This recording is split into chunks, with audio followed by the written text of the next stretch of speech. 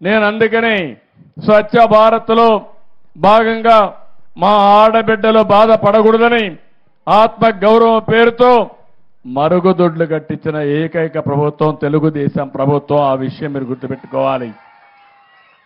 అదేవిధంగా చెత్త నుంచి సంపద సృష్టించాలని వానపల్లిలో మీ ఇంట్లో నుంచి వచ్చి చెత్త మీ ఊర్లోనే వేస్ట్ కాంపోస్ట్ కింద తయారు చేసి అది మీ పొలాలకు ఉపయోగించుకుంటే లాభదాయకమని అలాంటి కార్యక్రమానికి శ్రీకారం చుట్టాం.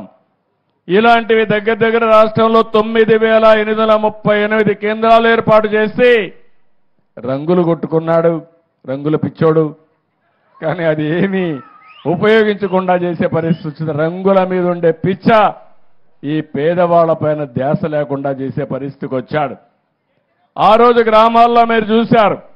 నేను ఒకటే ఆలోచించాను, ఎల్ఈడి బల్బులన్నీ పెట్టాను. అది కూడా ఆటోమేటిక్గా లైటింగ్ సిస్టమ్ పెట్టాం. దగ్గర 25,22,000 ఆ రోజు వీధి దీపాలు వెలిగిస్తే ఈ దుర్మార్గుడు వచ్చి వేసిన వీధి దీపాలు 40% వెలగడం లేదు, తీసేశారు. దొంగలు అవి కూడా తీసుకెళ్ళిపోయారు. ఏం చెప్పాలనో అర్థం కాదు. అంటే ఇలాంటి పాలన ఈ రాష్ట్రానికి అరిష్టం. ఆ విషయం మీరు గుర్తుపెట్టుకోవాలి. పంచాయతీ నిధులు ఈరోజు ఇక్కడ సర్పంచ్ ఉన్నాడు, ఉత్సవ విగ్రహంగా తయారు చేశారు ఆయన్ని. ఫైనాన్స్ కమిషన్ ఇచ్చే డబ్బులు ఇవ్వకుండా డైవర్ట్ చేసుకున్నారు, వేరే పనులు ఖర్చు పెట్టారు. మేము పవన్ కళ్యాణ్ గారు వస్తానే 990 కోట్ల రూపాయలు మొన్నే రిలీజ్ చేశా, మళ్ళీ 1100 కోట్ల రూపాయలు రిలీజ్ చేయబోతున్నాం.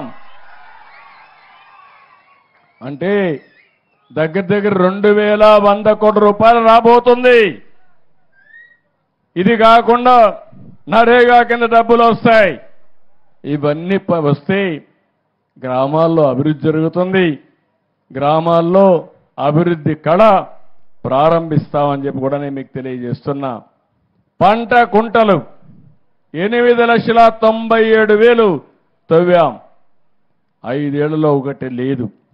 హార్టికల్చర్ పనులైతే 3,60,000 ఎకరాలకు ఇచ్చాం. 5 ఏళ్లలో 1 ఎకరాకి ఇవ్వాల.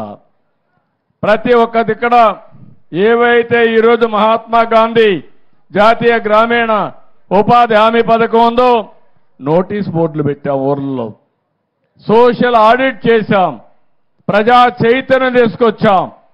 5 ఏళ్లలో ఎక్కడ చేశాడో ఎవడికి తెలియదు, ఎక్కడ భోంచేశారో ఎట్లా అరిగిందో కూడా నాకైతే అర్థం కావడంలా. అలాంటి దుర్మార్గమైన కార్యక్రమాలు చేసే పరిస్థితికి వచ్చారు.